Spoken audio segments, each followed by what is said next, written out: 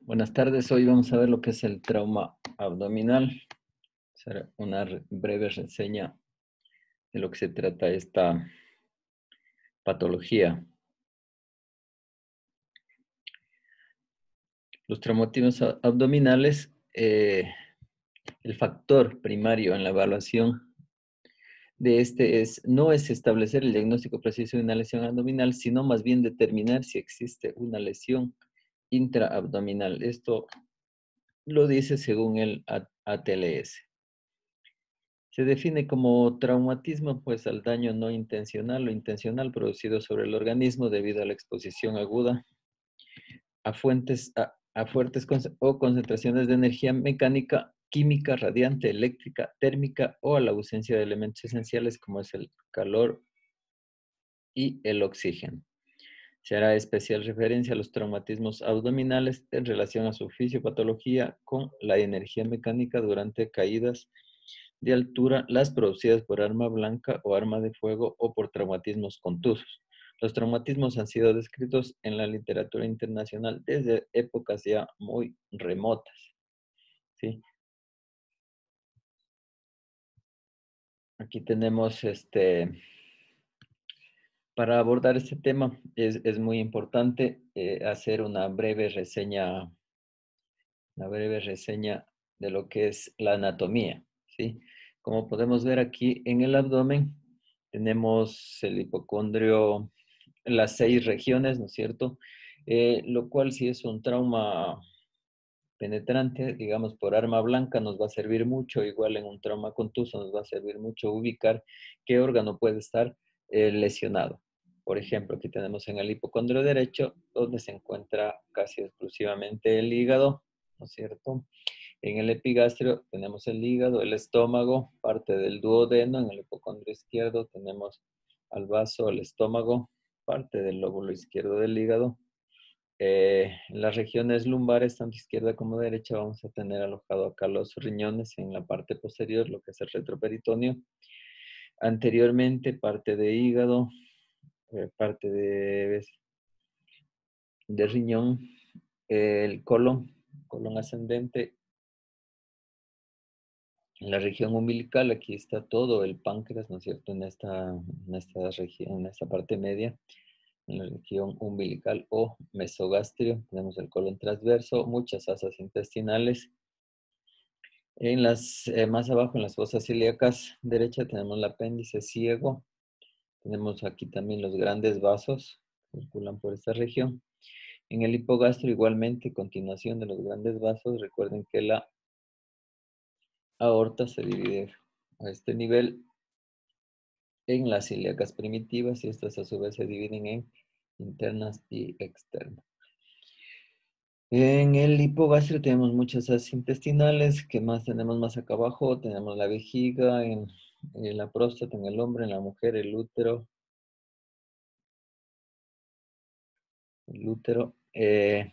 Hacia las fosas ilíacas en la mujer están los ovarios. En la región hipogástrica también las trompas uterinas. En la región ilíaca izquierda está parte del sigma.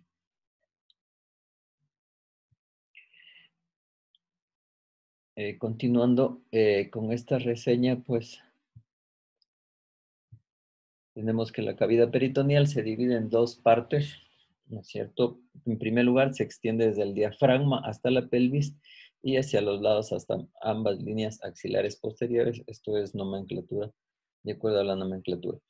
Tenemos dos espacios, el espacio intraperitoneal y el espacio retroperitoneal. La cavidad abdominal en sí, lo que acabamos de mencionar, y el retroperitoneo, recuerden que detrás, en la parte posterior, hay 3 regiones, una zona 1, zona 2 y zona 3. Esto es en cuanto a la anatomía. Continuando ya con los traumatismos, se los clasifica como traumatismos contusos o como traumatismos eh, penetrantes, ¿sí? Traumatismo penetrante. Entonces, traumatismo contuso, como su nombre lo indica, debido a un trauma con un objeto romo, puede ser un puño, puede ser el volante, puede ser cualquier parte de un vehículo durante una caída, cualquier impacto sobre la que el cuerpo eh, se impacte. Tenemos el signo del cinturón de seguridad, ¿no es cierto? Donde se puede ver claramente la huella del cinturón, puede ser a nivel del cuello, a nivel del tórax o a nivel del abdomen. Anteriormente protegía mucho, no había mucha protección de la columna cervical, pero desde que se comenzó a utilizar el cinturón de seguridad, aún han aumentado ligeramente los traumas de vísceras huecas, ¿sí? Debido al aplastamiento del cinturón de seguridad. Entonces, como dijimos anteriormente, el trauma contuso no existe violación del peritoneo. La causa principal es la colisión de vehículos de motor, representando el 75%, o un auto contra un peatón, es decir, atropellamientos. Los golpes de puño en el abdomen y las caídas de altura son responsables del 15 al 6% aproximadamente. La violencia doméstica y el maltrato infantil son también causas de traumatismos contusos. Con menor frecuencia tenemos lesiones en caídas por bicicleta, golpe del manubrio contra el abdomen, alrededor. Las más severas son las que ocurren por aplastamientos, como por ejemplo en aluds, derrumbes, compresión de maquinaria, hombre, pared y caídas de altura. En cuanto a los traumatismos penetrantes, aquí sí existe violación del peritoneo, como les decía anteriormente, debe atravesar el peritoneo para que se considere un trauma penetrante. En este caso, en el caso del tórax, eh, debe atravesar la herida, la pleura parietal para denominarse un trauma penetrante. Las principales causas son las heridas por arma blanca y las heridas por proyectiles por arma de fuego. Los traumatismos penetrantes en la vida civil se han mantenido e incluso han aumentado en grandes ciudades, en especial en Latinoamérica. Fallecen alrededor del 15 al 30% de los pacientes que ingresan al hospital por heridas por arma de fuego. En cuanto a las heridas por arma blanca, en general puede haber un orificio o más orificios en la piel. Lo que dijimos, para que tome este nombre, pues debe atravesar el peritoneo. Aquí hay un punto muy importante, que siempre debemos examinar estas heridas, sea en tórax o en abdomen, ¿sí? Incluso se recomienda a ustedes que van a estar en emergencia colocar silocaína si son heridas solo punzantes, ¿sí? Silocaína y explorar la herida, ¿sí? Con una sondita o directamente con el dedo. Es la única manera de saber si es penetrante o no. Si es penetrante, pues ya cambiaría la conducta. Debería ir al quirófano este paciente, y si no es penetrante, pues debemos observarle.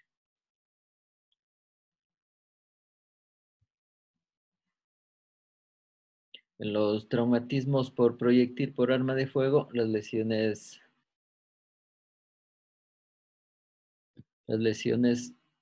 intraabdominales son desproporcionadas con respecto a la lesión cutánea. Tiene mayor incidencia de penetración. Las lesiones viscerales son significativas, las lesiones vasculares son más frecuentes. Hay mayor incidencia de heridas múltiples y conlleva a una elevada mortalidad. Esto se debe al diseño de los proyectiles, que son cada vez más lesivos, que al impactar sobre superficies duras se deforman e incluso pueden dar rebotes. Eh, como alguna vez hablamos, ¿no es cierto? Las heridas por arma blanca pues son debido a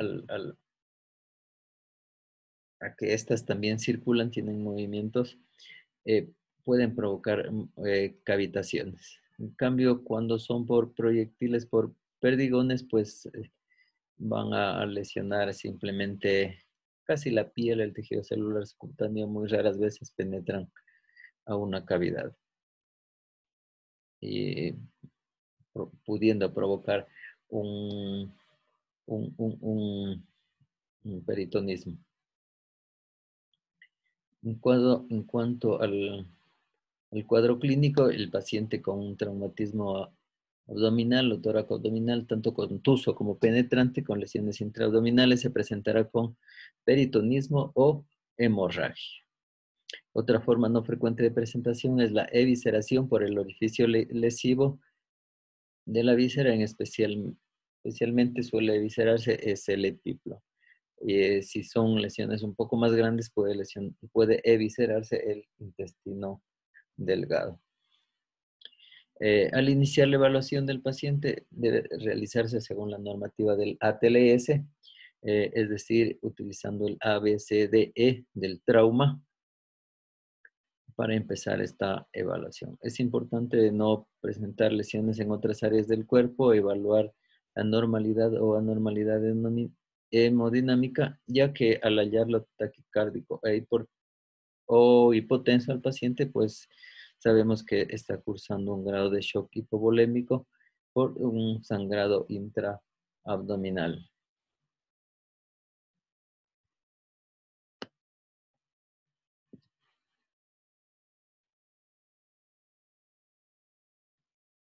Eh, el cálculo de la pérdida sanguínea se puede también realizar a través de los signos vitales, controlando la tensión arterial, el pulso, la temperatura, el grado de, igualando el Glasgow también, lo que nos pueden dar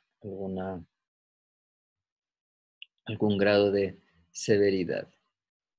Algo que es muy importante también es el peritonismo, que oriente hacia la existencia de una lesión, pero su ausencia no la descarta. Esto hay que tener en cuenta. Con un examen abdominal normal, hasta un 10% de los pacientes tienen lesiones significativas. También es importante valorar las lesiones retroperitoneales, que estas pueden tener una escasa manifestación clínica inicial, pero la depresión del sensorio o las lesiones espinales impiden una correcta valoración. Los pacientes con trauma contuso con cualquier grado de lesión intraabdominal desarrollarán síntomas y signos antes de las primeras 9 horas.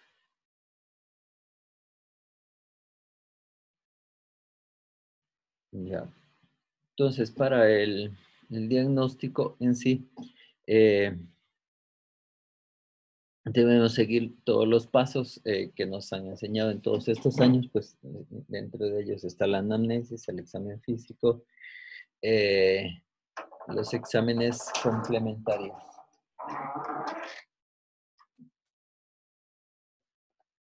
Los exámenes complementarios, como es la ecografía, la tomografía, eh, podemos, en este caso, de acuerdo, no tenemos realizar un lavado peritoneal diagnóstico o una laparoscopía exploratoria. La anamnesis, el paciente cuando está despierto, pues se lo puede interrogar. Si se trata de un trauma contuso, podemos realizar las siguientes preguntas: ¿cuándo y cómo ocurrió el traumatismo? ¿Si llevaba o no el cinturón de seguridad? Eh, el tipo de impacto del vehículo, fue volcamiento, choque lateral, frontal eh, o posterior. Si iba con algún acompañante, ha sido expulsado del vehículo. La intrusión en el compartimiento de pasajeros de más de 15 centímetros se asocia con un mayor riesgo de lesiones. Algo que también siempre denota gravedad es cuando hay un fallecido. La deformidad del volante, también hay que interrogar sobre esto. Las bolsas de aire, o sea, los airbags, si hubieron, no hubieron, y si se desplegaron o no se desplegaron. En cuanto al trauma penetrante, debemos hacer dos diferencias por arma de fuego o por arma blanca. Por arma de fuego, cuántos disparos escuchó si es que el paciente está consciente, ¿no? Cuántos disparos recibió, en qué posición estaba cuando le dispararon, la distancia, eh, si es posible, si es que pudo ver el tipo de arma que fue. Hay unos que le categorizan en tres tipos basados en la distancia para los proyectiles. Tipo 1 a una distancia de 6.4 metros. Las heridas por lo general se limitan típicamente al tejido celular subcutáneo y a las capas faciales profundas, excepto en el globo ocular y la laringe. Si son tipo 2, es de 2.7 a 6.4 metros. Las heridas ocurren cuando los proyectiles entran en la cavidad abdominal debido a una menor dispersión de los perdigones. Es un tipo 3, menos de 2.7 metros, o sea, quema ropa. Las heridas provocan una pérdida de destrucción masiva de los tejidos, además de ingresar contaminantes, trozos de ropa, eh, en los mismos perdigones, etc. En cambio, si es por arma blanca,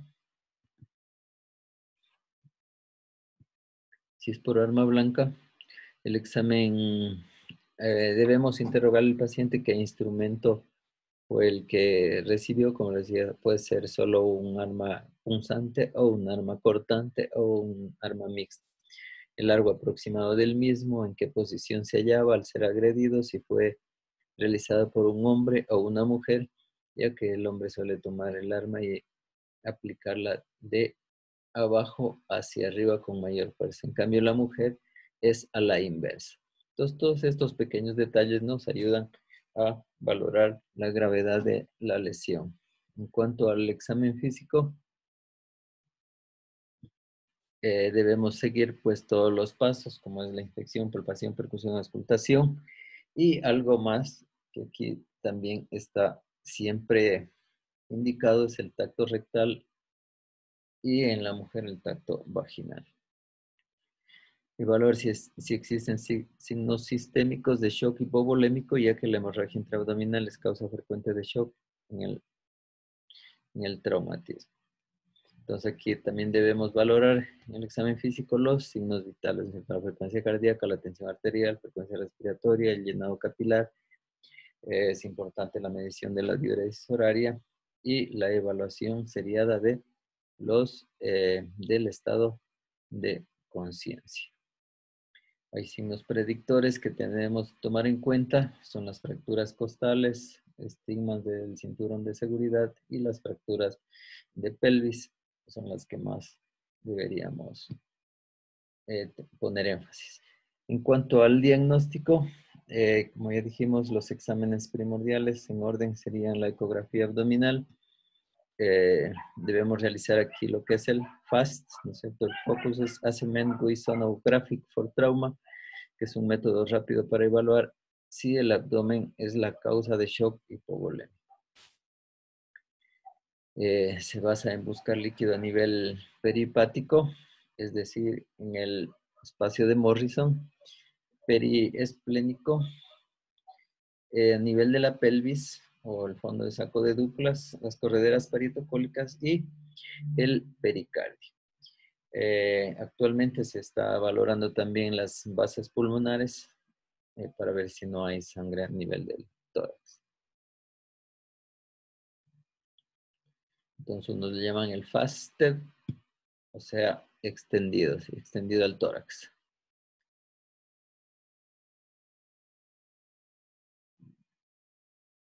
En cuanto a la tomografía,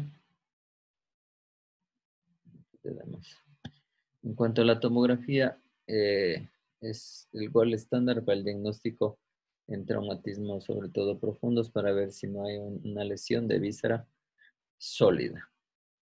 Recuerden que un trauma de hígado, un trauma de vaso, grado 1, grado 2, el manejo pues es simplemente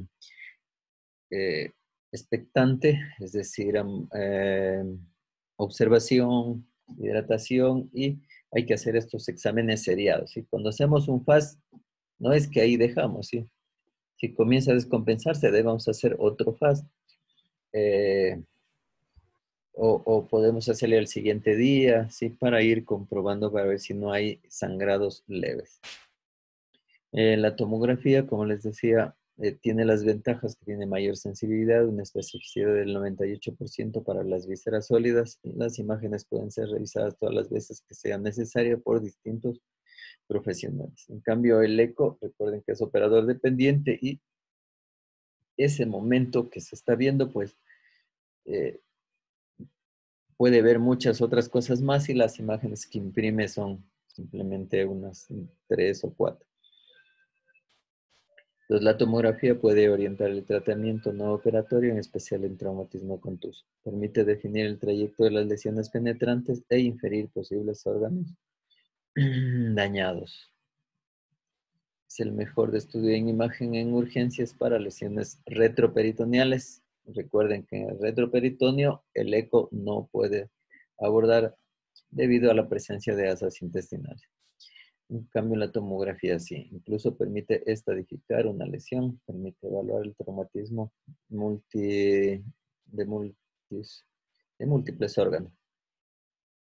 Las desventajas o limitaciones diagnósticas son con el diafragma, el páncreas y el intestino.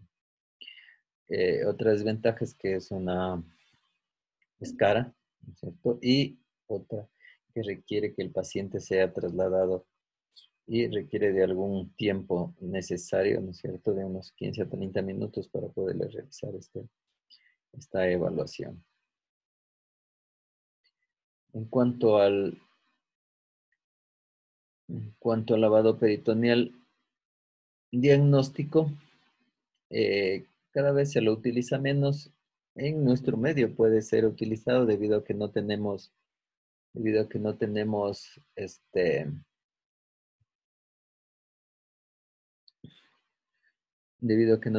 la tomografía. Entonces, esta consiste en colocar un catéter en la cavidad peritoneal de manera quirúrgica a mitad de la distancia entre el pubis y el ombligo, en la línea media instilar unas 100 cc por kilo de peso de solución fisiológica, debe ser precalentada. Durante 5 a 10 minutos, mover con cuidado al paciente y luego extraer la muestra, ¿no es cierto? Si al momento de realizar la incisión en el ombligo para el lavado peritoneal diagnóstico ya sale sangre, pues ya sería positivo de uno. Pero si ya hay necesidad de colocarle, por lo general en un adulto se coloca 1 litro de lactato de Ríngero, solución salina, y se puede llevar esta muestra al laboratorio.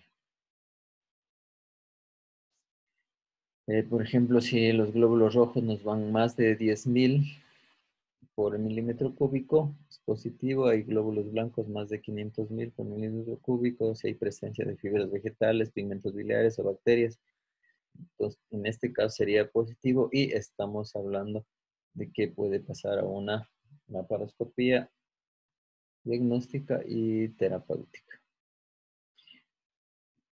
o realizar la laparoscopía. La laparoscopía se puede utilizar en ciertos casos muy, muy concretos, ¿no es cierto?, donde ya sospechemos de alguna lesión que se pueda abordar a través de esta técnica. Su indicación es para el traumatismo penetrante, sobre todo. Tiene como desventajas que está contraindicada en pacientes con hemodinámicamente inestables. Se requiere anestesia general, no se evalúa el retroperitoneo en forma adecuada, es difícil la evaluación de las vísceras huecas, en especial de la pelvis. No es muy confiable ante lesiones eh, en regiones abdominales denominadas ciegas, como es el retroperitoneo, la pelvis, el duodeno y el páncreas. Eso es un poco más difícil trabajar a este nivel.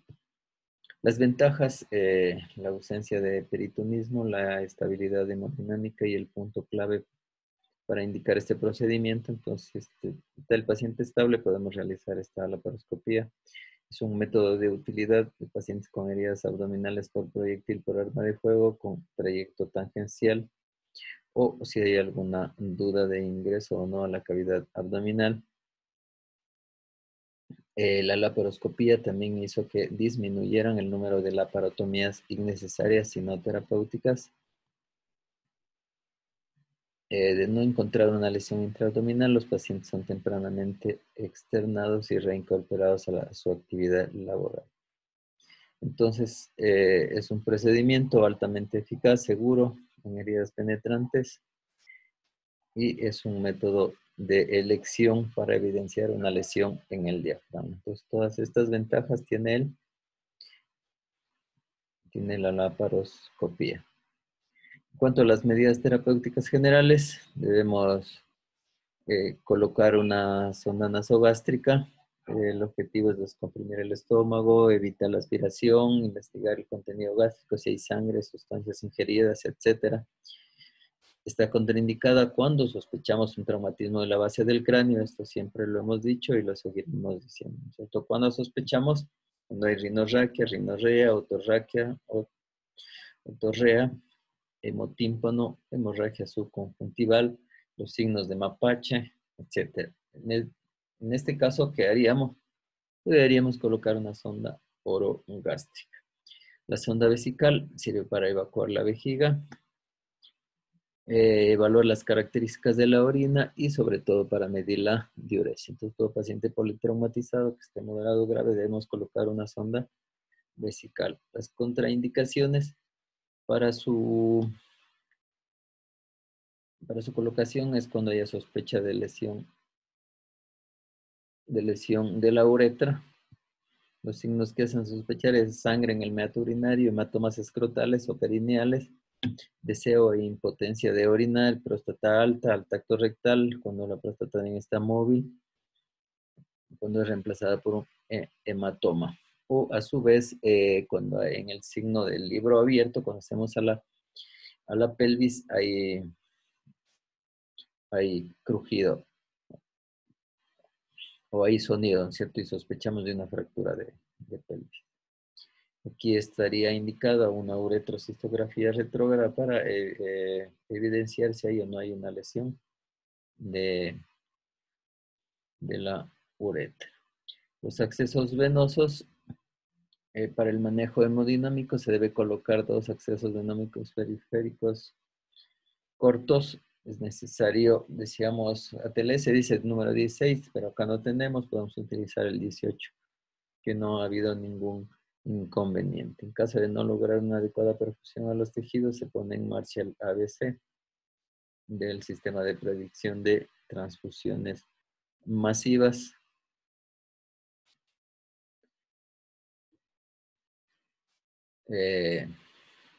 Eso sería lo más importante hasta aquí, ¿no es cierto? Hay otra cosa que en cuanto se refiere al control de daños, pues esa solamente para que lo conozcan en teoría, ¿no es cierto? Si el paciente está inestable, debe ser remitido inmediatamente al quirófano y donde se realiza las medidas necesarias para evitar la hipotermia, la coagulopatía y la acidosis metabólica.